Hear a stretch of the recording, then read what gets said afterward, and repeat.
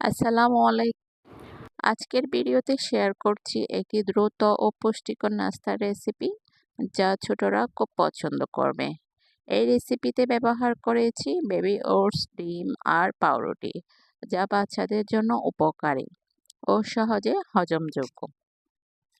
এখানে আমি নিয়েছি 2টো ডিম, 2 চামচ ওটস, 3 পিস পাউরুটি ও 1 চিমটি পরিমাণ লবণ। গোলমরিচও দেওয়া যাবে সামান্য পরিমাণ। ঘি বা মাখনও অ্যাড করা যেতে পারে। এগুলো অপশনাল। মাত্র 5-7 মিনিটেই তৈরি করা যায় এই রেসিপি। বাচ্চাদের জন্য পরিপূর্ণ পুষ্টি, স্কুলের আগে বা স্ন্যাক্স টাইমে একদম পারফেক্ট।